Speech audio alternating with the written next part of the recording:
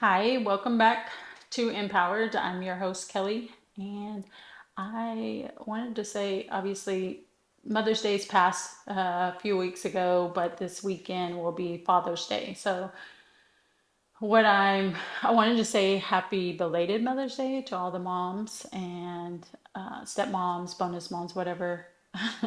um, and then also to the dads this Father's Day. I feel like what God's kind of laid on my heart right now, um, and it's all like I said, it's a running. It's almost like a theme. God just takes this ribbon and He strings it all together. Um, what He is laying on my heart. I know when I was recording alongside Tatiana each week, we one or the other would say, "Hey, this is what I feel like we should talk about," and then we would both pray about it, and then in God fashion, there things we would be confronted or had to deal with exactly that topic when throughout the week leading up to our recording. And I don't have a co-host now. I do kind of miss that sometimes because I feel like it's just me up here talking, and y'all may get tired of hearing my voice or my rambles, long-winded stories, which last week really was even though I said condensed short version, it really was a longer episode, I feel like. But this week it's more just on the topic of parenthood, but it goes along with what everything that my family is kind of going through right now and dealing with, and what I know that God has, what I've discerned as the word for me in this season. And sometimes the season can stretch on for like months or years. Other times, I think the it, it may be a shorter period of time, and that might all be dependent upon me, right? And maybe dependent upon if I learn the lesson, or I am able to.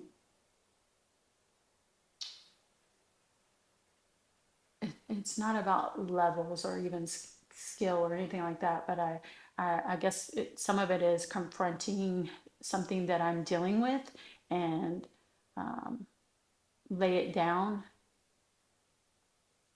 or walk into it. Sometimes I feel like there are things that uh, God has for me, but I am too fearful to walk into it, or there's something that I'm holding on to.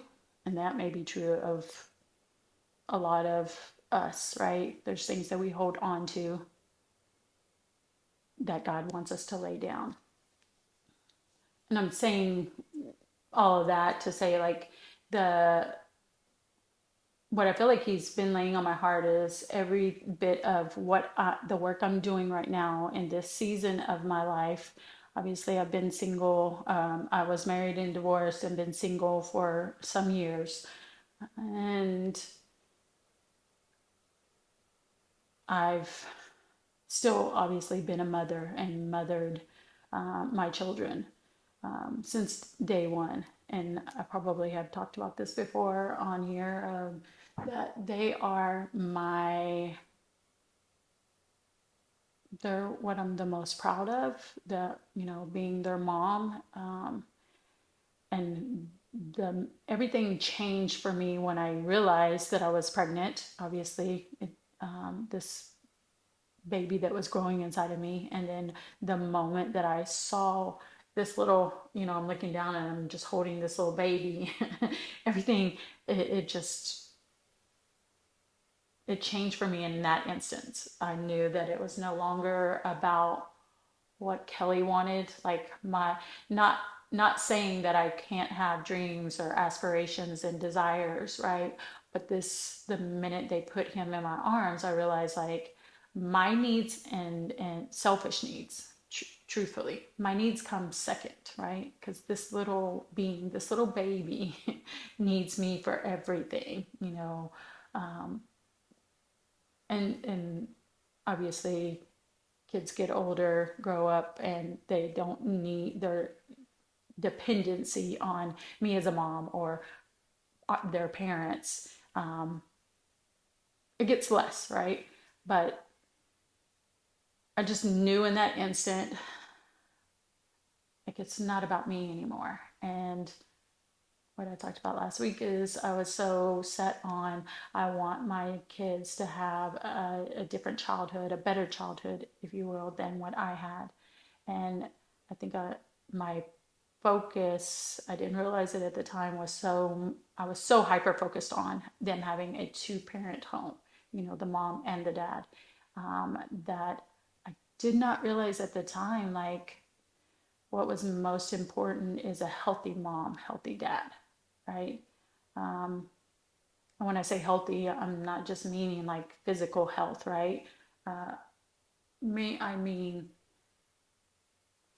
in all aspects, like my spiritual health, but also the things that I'm emotionally healthy, the things that I went through as a child and young adult before having children, but then also having children. You don't stop. You don't, okay, you're a mom and everything else kind of stands still. No, your life keeps on going. You're a mom, but you're still having to deal with, you know, pressures of the world, or no matter what your age is, you're always going to try and probably measure yourself. You're like, are you measuring up against your peers, somebody the same age, what they're doing, how they're handling life, what career path they're taking, what does their relationship look like, all of those things. And it is a lot. It is a lot. But once I had kids, I knew that um, I understood what real love was in that moment too. Like, this little person I loved with every ounce of love in me, and there wasn't anything that I wouldn't do to protect him or them, now all of my kids. And that is so much like the love of our Father, of our Heavenly Father for us. Um, and as moms, we're the nurturer, we're the, caretaker the majority of the time. Not to say that dads don't have that in them either. I do believe that there's a need for both, right? And I think that's why I was so focused on that, is, having us both in the home with our kids. I thought that that would yield a better outcome for them, right? But I know that now, looking back, like, that wasn't my story. That wasn't who I was supposed to um, live this life with. And got allowed the divorce because both he and I were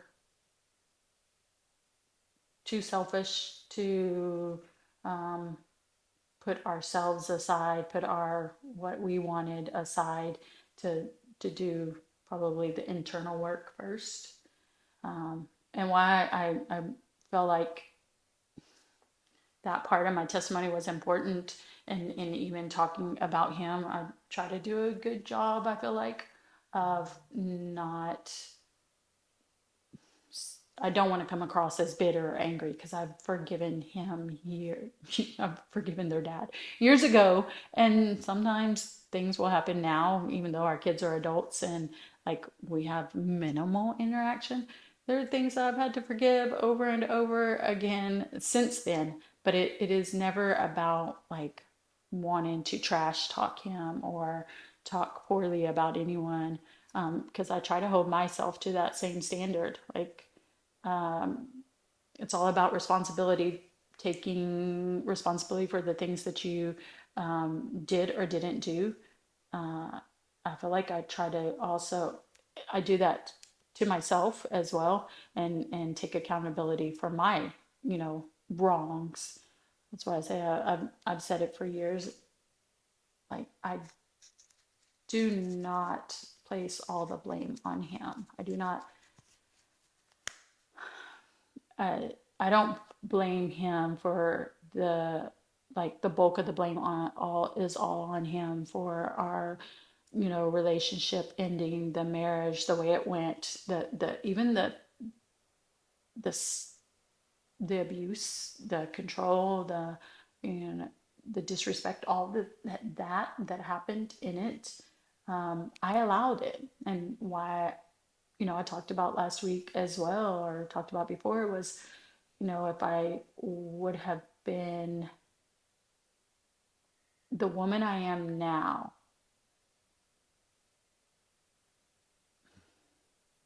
and had met him, I if he was who he was back then, we wouldn't have been together. We just wouldn't have the things that I am tolerant of now. No, we wouldn't have had a relationship. And I for years tried to say, like, or did say, I don't have regrets. I try to live my life without regrets, or with no regrets, right? But I think that's an untrue statement. Now, the way I see things is, um, I regret that I wasn't strong enough in my faith. I wasn't someone that was brave enough to say, this isn't okay. This isn't how a man treats a woman, or this isn't how someone who loves the mother of their children. Your actions don't say that you love her, that you value her, that you respect her. And that's why I say I would not have been with him. I wouldn't have the other five Mendozas that I have. I would absolutely still have my children. That if God said that's the only way you're going to have all seven of your kids, then of course I will go back, do it all over again, so that I could have them. Because, like I've said many times, and I know that my kids know I love them. And when I leave this earth, I've said this many times too, when I leave this earth, that's really all that will matter to me, is when that they know that they are immensely loved by me, and that I would give my last breath for them. I would lay down my life for them, which is all, how our God loves us, right? He did lay his life down for me. But there is this whole saying, or it's something that y'all may have come across it as well on the internet, on some form of social media, the saying where you say you would die for your kids, but would you live for them? Would you get healthy for them? Would you heal for them? And the answer for me is absolutely. That I have tried over the years, and I feel like that is part of the work that God's still doing in me right now, is because we've talked about this before too, like the I'll never get to take off the mom hat completely. I'll never stop being their mom until I leave this earth. And so it's worth it to do the work, the healing, the confronting hard things, you know. But I do think that that is, it really is a selfless, it's a self-sacrificing, job.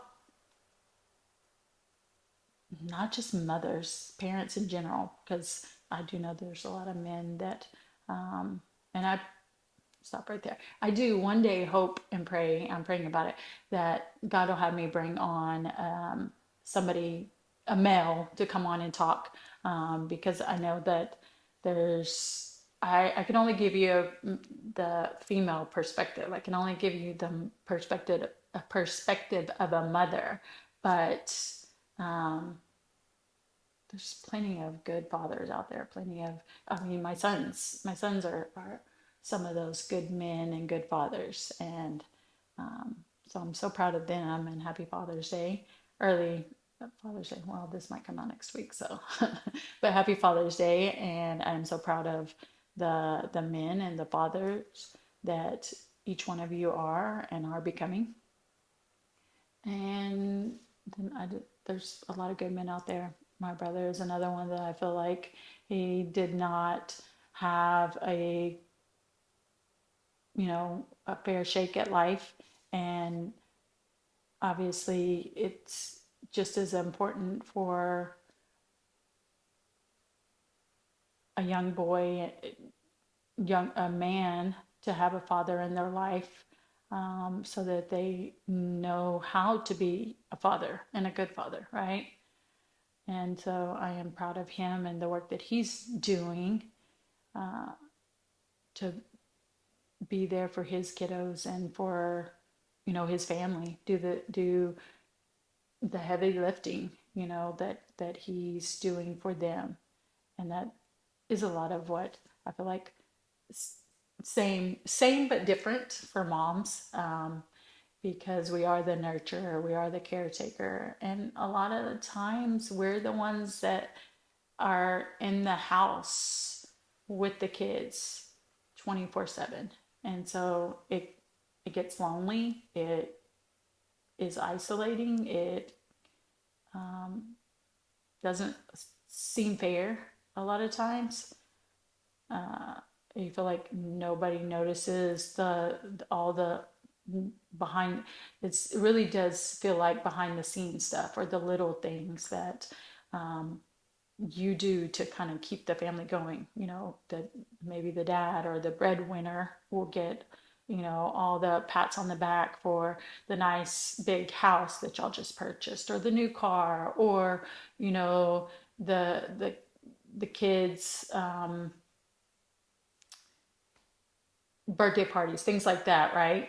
But it's majority of the time it is the mom planning, the mom taking care of the schedules and carting the kids to and from, and doctor's appointments, and checkups, things like that. But it's it's all worth it. God sees exactly what we are doing, and what, like, the tiniest things that we do, God sees it. Even if our kids, we don't get a thank you or any type of appreciation, just know that it doesn't go unnoticed. God sees it, and you will. I mean, there's not a, we're not, as a Christian, we're not supposed to do things because of, like, oh, that we're going to receive this blessing on the other side, or we're going to have favor because I, almost like a reward or a little treat. But what I've later realized in life, I think there's a lot of times that we go through the motions of it, and we don't even realize that we're going through the motions. These are just things that have to be done. And obviously, we do them out of love. We do them because we love our kids and we love our family, right? But, like, the reward is your kids, all the little stuff that we don't even realize we're doing sometimes, all the little things. Like, these are what the memories that your kids are going to have to look back on, when they're adults, and think back on their childhood. And then also, like, when your kids are older and grown, and they start having families, and their children and their parenting, like, those are things that they're probably just going to instinctively do. And we hope and we pray, right, that it's all good things. It's all the good stuff, not the bad, not the yelling, not the losing our patience because we just cleaned the kitchen, and now they're asking for juice and snacks, and the sink is like halfway full all over again, right? And which I don't feel like myself, I didn't necessarily ever sweat the little stuff like that, but I promise you, there are plenty of times that I'm in the kitchen already doing something, and the kids were told, go ask your mom. And I'm like, can someone else come in here and just help out? I have, my hands are full with, you know, making whatever's on the stove, or I'm washing dishes and everybody else is sitting down watching a movie. Fun fact, I don't typically, for the so many years, I never really sat down with the kids um, and their dad and watched movies, because I was always in the kitchen or in another room kind of doing something, whether it be getting them snacks or cleaning up because we ate. You know, I could kind of see the TV in the house we're in now. I could kind of see the TV, depending on where we had it, or how I had my living room arranged. I could see the TV from the either the stove if I turned back, or from the kitchen sink. So I'd sometimes catch movies like that, but mainly it was I'm just listening to the movie. I'm not really like watching it full on. And it's because I was just always up doing something. I was not really sitting down, um, enjoying the movie, or, you know, with the kids. But like those little things, not necessarily the mess around the house, because I did always say, like, the things, I don't care about a messy house. That just shows that my kids, I mean, because I never wanted them to feel like my couch, my knickknacks, whatever, you know, those things were more important than them, and them walk around on eggshells, not touching anything, or not, you know, sitting down on the living room furniture. Like, our house was lived in.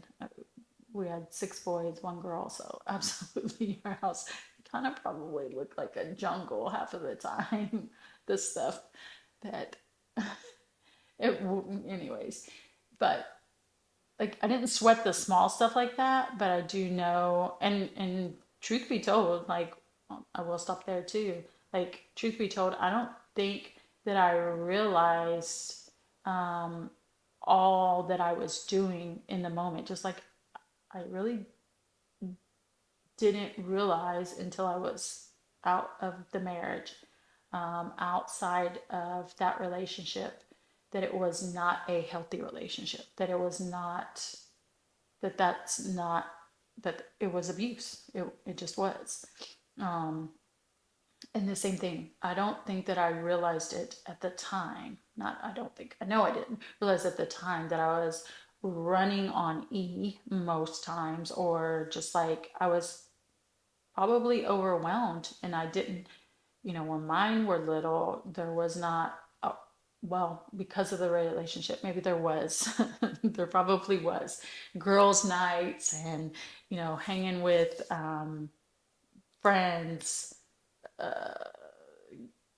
hobbies, things like that, that you know, mom should be able to do. I'm absolutely, my niece, all the girls, I feel like they have a healthy grasp on, they need to sometimes take the mom hat off and go and just, you know, have a little time to themselves, and let dad, you know, tag in, so that they can kind of just get a break, you know, and focus on themselves and not the kids. I did not have that.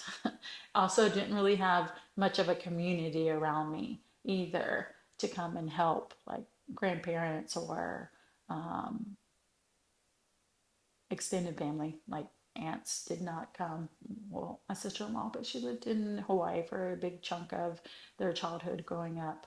But my sisters, I just didn't. His siblings, they did not come and take our kids, any of that. So the bulk of the taking care was on me.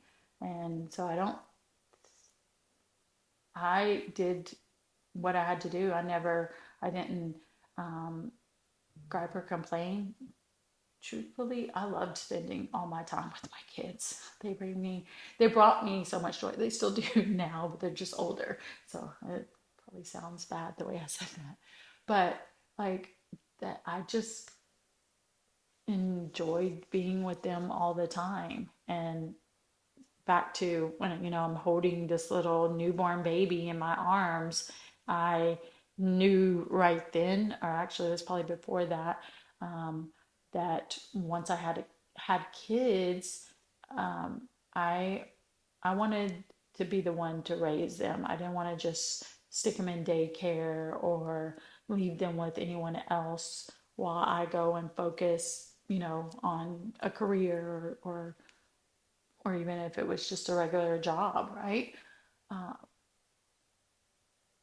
I wanted to be the one that was there with them. And then well, obviously we had so many kids, it would daycare, childcare would have been crazy. It wouldn't have really probably ever been worth me going to work, especially when they were little. But my there was no thoughts of like this, I can't do this. You know, or someone else has to come in and help me.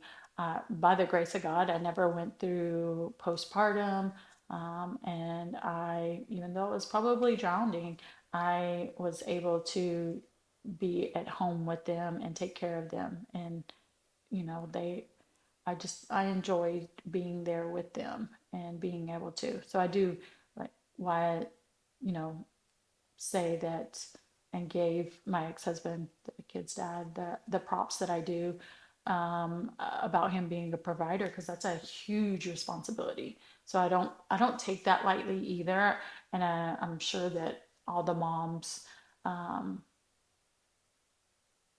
understand that that's a huge responsibility as well. And maybe there's some moms that are, they're the breadwinner, and so dad is at home with the kids. And I think that dads that do sometimes stay home with the kids, they realize really quickly, like, this is a lot. This is a job.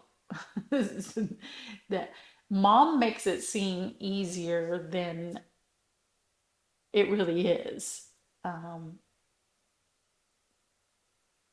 but I really just want to speak to the moms that are in the thick of it right now with a couple littles at home, just to tell them, encourage them that they are doing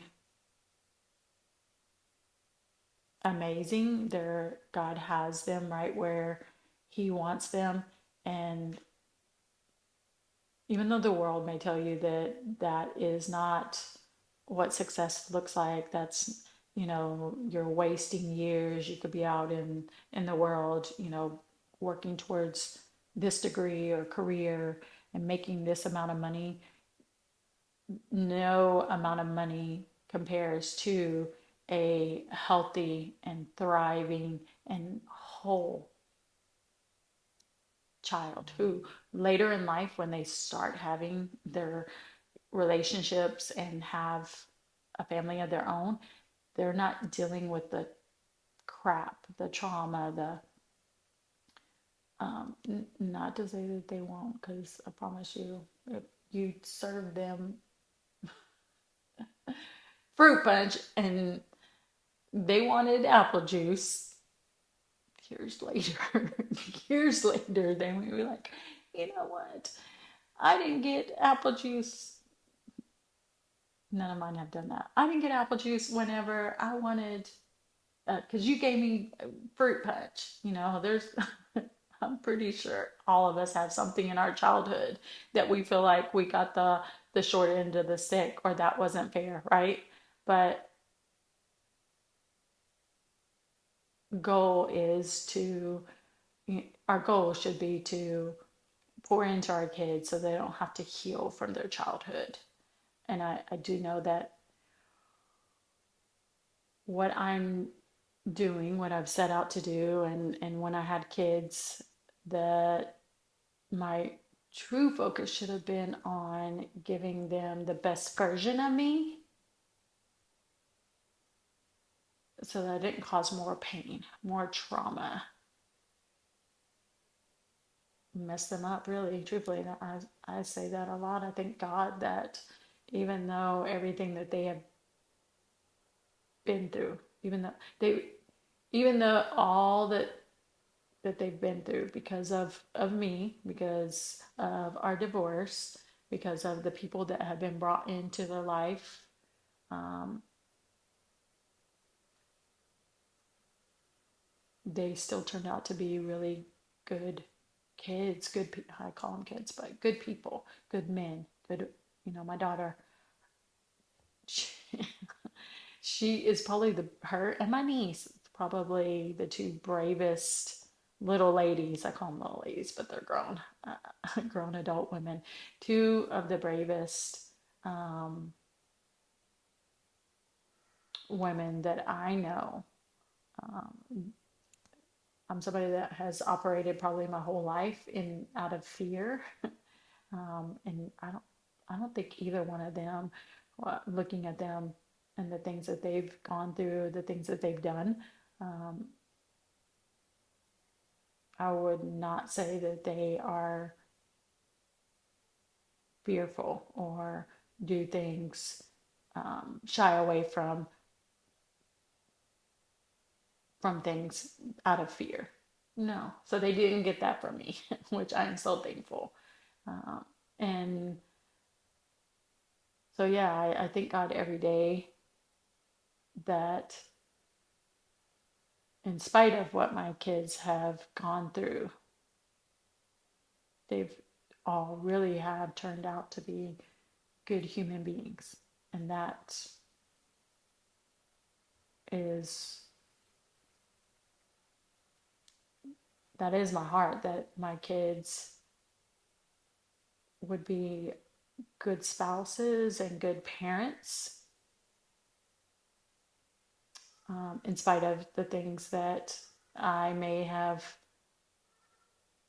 passed down to them, right? And I know that the divorce and the work that I did even after the divorce, really truthfully, I left because God gave me peace with it and told me it was okay to leave now. But there were other things I guess in the background too happening. I was completely and fully surrendered to God and wanting what He wanted for me more than what I felt like I deserved, right?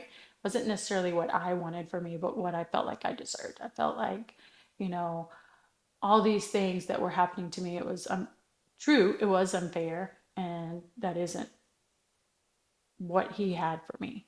Uh, but I think there a lot of times in our faith, He just needs to know that we want Him more than our prayers. We want what His heart more than we want what our heart's desire is, if that makes sense. And but there was some other things that were going on in that at that time, as well as like, Kelly, you stay. And I guess that was God's that evening, what I talked about. That was, and I was able to discern it. And that was His confirmation of Him hearing my prayers and Him answering me, I guess, the questions that I had and the prayers that I was praying at the time. Because I do, in that same time period or frame, I remember just like having this conversation with myself and with God and saying, if you stay and this continues, you will have one day you will have to look in the mirror and your sons will be that exact same man because that's what they've seen, and your daughter will wind up with a man just like that, who is cheating, who is controlling, who is all those things. And again, like I've said before, I do believe he is a better man. And I think both of us, right? Separately, not because obviously our marriage ended, but separately, there was some work that needed to be done. There was internal work for me to do, and there was also some for him. And like I said before, I do believe he has become a better man. I do believe that he has not repeated some of the same mistakes that he made in our marriage since then. So with other relationships that he's had, but really, truthfully, that's none of my business. That's between him and his relationships and his and God. But I do believe that he has grown from it. I know 100% without a shadow of a doubt, like I said, where I am now, the person that I am now, there's no way I would have been with um, him. I just, or allowed the things that happened in that relationship. I wouldn't allow it had I been the Kelly that I am now when I met him, when that encounter happened. There just, it wouldn't, our relationship would have been over much sooner. Uh, and so obviously that's growth on my end, right? That is me understanding what the love of a man truly is, when someone values you, when someone has respect for you, but also it has a lot to do with me knowing my worth and me knowing that I don't deserve that. Well, like I said last week, nobody does. Nobody deserves to be lied to or betrayed or abused in any way.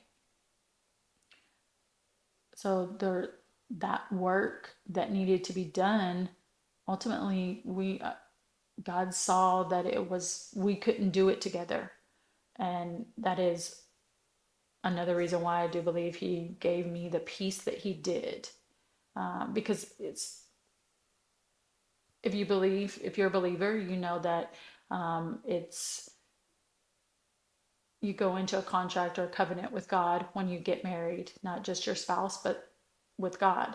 And I've prayed these prayers. I pray, like I talked about, I prayed for multiple relationships, marriages that were on the rocks or they were separated, one filed for divorce, that God would restore it. And, my advice and words that I've, said to other women that, were in that situation is doesn't matter what he or you say, it's not over until God says it's over. And that is absolutely the truth. Um, and so God saw that I probably was not going to do the work. He was not going to do the work together. So for me and for him to grow, hopefully heal, I know that um, I absolutely have healed from that relationship. And I probably didn't right off the bat. I talked about this in other episodes as well, like jumping into another relationship that God did not tell me to get into. So, it goes back to me being hard headed and sometimes thinking that what I want is best for me, but it never is. Um, but if you live enough life, you slowly start to learn that. Or maybe that's just me because I am hard headed. You start to learn that God's way is a lot better than our ways. But that may just be me. I don't. I don't know. Sometimes I give broad, like I put that probably on y'all, and I don't need to because it's probably just a Kelly thing. Like I said, I am stubborn or hard headed, and I don't know if it would necessarily be stubborn, but hard headed, meaning I feel like it takes me a minute to learn some of the lessons that I need to learn, but um, I I could have gotten there sooner or quicker, learned the lesson faster had I just done it probably not been so hard headed and thinking that, okay, maybe there's a shorter way around it, or I don't, I don't know. And in the, when you're in the middle of it, I don't think you realize that either, or at least I don't. It takes me a minute to probably be able to step back, or maybe once I've made it all the way through to realize like, okay, that's what, you know, that's what, why, that's sweet. That's why you don't get married young, because you are not fully grown. You're not a, I really did have this epiphany, I think when I was like 27, 25, 20, 26, 27. Like, oh my gosh, I'm actually an adult now. Like, it was coming up to my birthday or something. I don't remember the exact moment, but I just remember being like, I'm actually an adult. And then I stopped and was like, that's kind of scary because I've been an adult and taking care of and responsible for a lot of people's lives and their well being for quite some years now. And now I'm just realizing I'm an adult. But I think it goes back to when you become an adult, like 18, 19, or for me, I really think it was when I lived on my own and had, had a job and taking care of bills and responsibilities. That's when I thought, oh, I'm grown. I'm grown. Little did I know I was not grown, but I thought I was, and I was playing like I was grown, right? But I do know that it's all about the growth. So when you're in the middle of the everyday juice and snacks and diapers and, you know, 1 week the whole house is sick and you're sick as well and having to take care of everybody, plus being sick at the same time, like that is the hardest thing to do. That and being pregnant, and taking care of a whole bunch of little bitties, little little kiddos who do not care that you're pregnant and have no energy or about to throw up, whatever. Your life just has to go on. I think that is, you sometimes you can lose sight of like the work that I'm doing. Everything that I'm doing right now matters. It matters so much. Um, and it's probably because we don't get a thank you or sometimes feel unappreciated, even if somebody is saying thank you, right? It just, and that's okay. I mean, it just can feel like not enough. Um, you're not acknowledged enough. But I just wanted to, what I felt God saying to me is like, everything that you did, all the sacrifices you made when they were little, and even after they were little, even after the divorce, for me, obviously, I know not everybody, my kids, Miranda, my niece, they're all married and continue me standing here doing what I'm doing so that none of them have to walk through a divorce, or their kids have to go through a broken home. All that matters. All of it, that's what I've been, what I'm hearing God tell me is like, it's none of this is, it has gone unnoticed. It's all worth it because of what you're doing for your children and for your children's children, and even past that, for the ones that I'll never meet here on earth, the ones that will be birthed after I leave this earth. Um,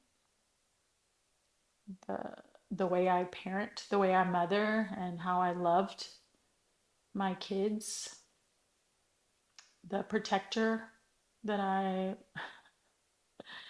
always been, of them.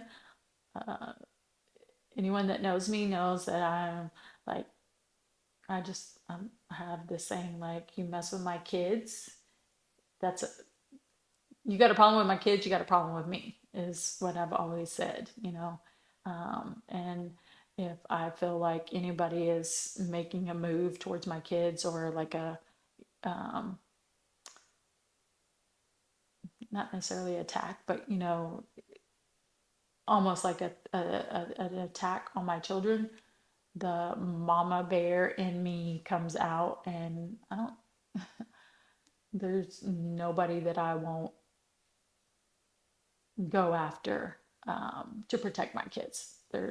There just isn't. I promise you. Like it's it's God and my kids. Those are the two things that I'm fiercely, my relationship with Him, and my kids that I'm fiercely protective of. And they're, yeah, you probably might see me come out of character if you mess with one of my kids.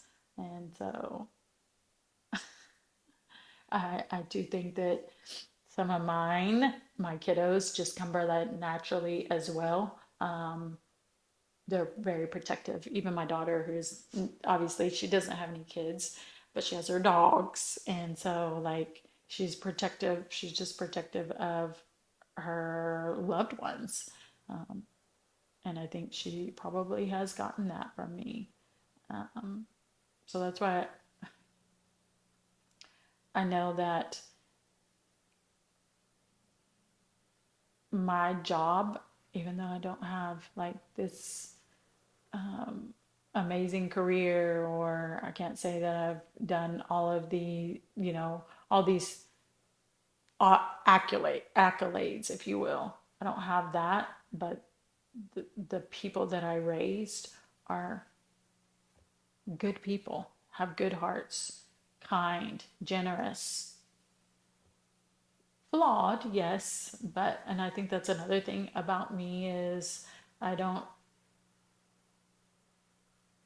I don't pretend to be perfect, and I've never expected my kids to be perfect.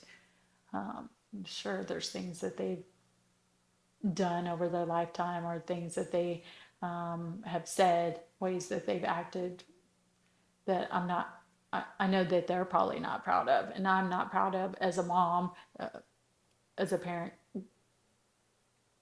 You tend to blame yourself when your kids make poor choices or bad things happen. And I do also think that that is some of why God has been dealing with me through this season is because I've been very, very hard on myself. Jesus Christ, I told myself I was not going to get upset at this. That I've been hard on myself and blamed myself for a lot of the things that have happened, but it is beyond my control, right? I know that because that is what I feel God has been telling me through this whole season is it isn't on you. You can't control some of the circumstances. You can't also it's generational curses. There's things that have happened prior to you that you have no control over. You couldn't have known that. But now that I do know that there are some generational curses, I expect you, this is me and God talking, I expect you to live a certain way to break that off, of you and your bloodline, so that that does not have to be repeated for generation after generation from you on. And so it the the work that I'm doing, the things, and it's not just me. Like I said, it's it's to all moms or bonus moms or grandmothers who are taking care of their grandkids, or aunts, who love like moms, but didn't give birth to them. And then the dads too that may feel like I've got to go out and get all of our resources. I got to basically take care of the family. I got to provide. I got to give them this standard of living. Um, you're taking on that heavy weight, being the provider a lot of times, the main provider. Not always, because I do know that how a lot of households have two nowadays. You have to, right?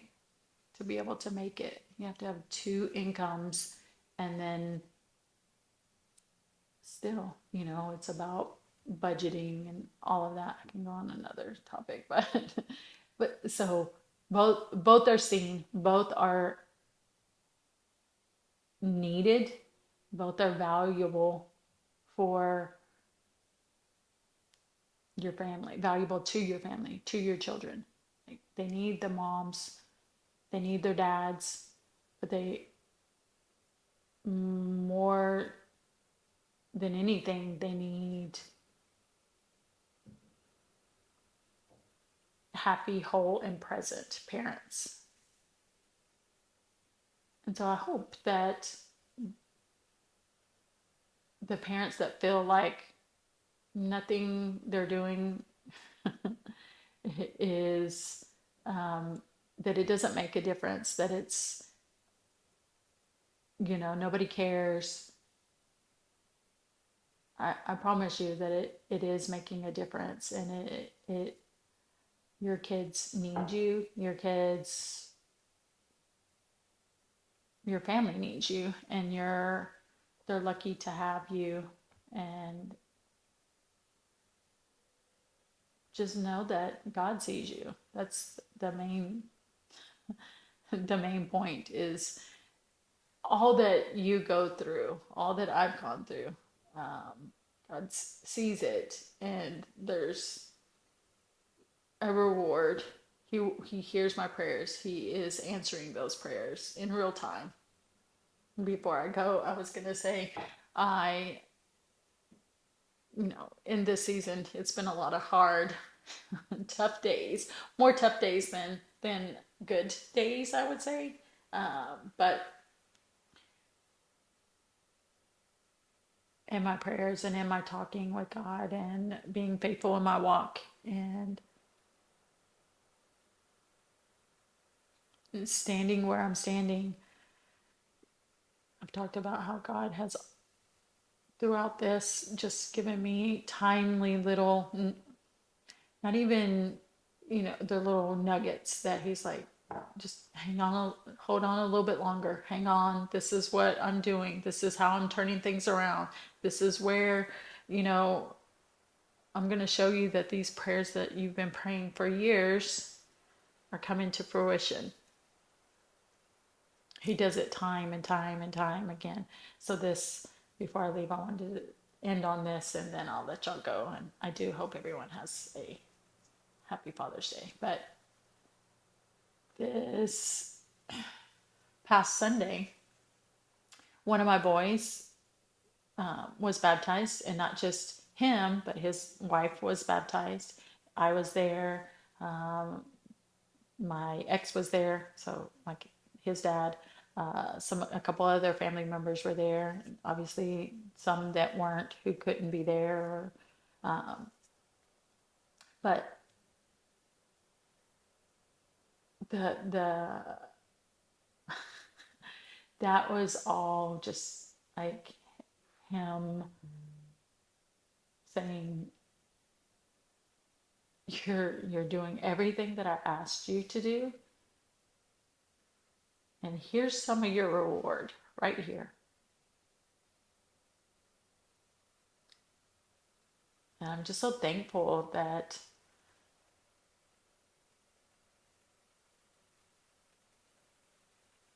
I haven't given up. God hasn't given up on me, or hasn't let me give up on myself and on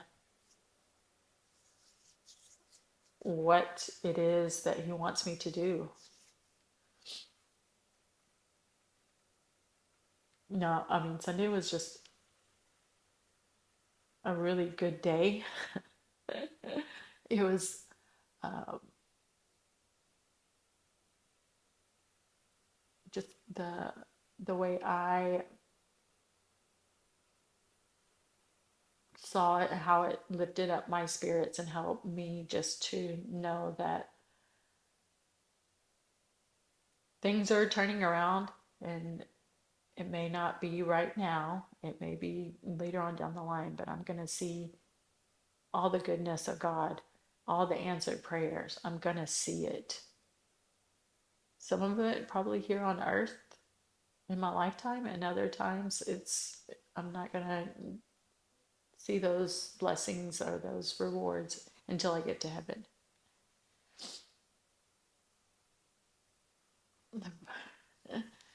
And so technically, did I make it through an episode without breaking down crying? I don't know. But again, all the this is belated Mother's Day and Happy Father's Day to all the dads out there, my boys, all the good, my brother Dorian, who is a phenomenal man, who I'm so thankful for, how he loves my niece, how he takes such good care of their whole family, and he's just the a great guy, and I'm thankful that God placed him in Miranda's life and my niece's life, and that Miko and Ayeli and Gavin all have him as a dad. And same with my son David, who was baptized this weekend. That his boys Roman and Josiah and his wife Victoria, that they have him as a um, head of their house, the leader of their house, and father and husband. And like I always say, just if this resonated with you or you feel like it was for someone else, if you want to send it to them, I hope it helps them. And until next time.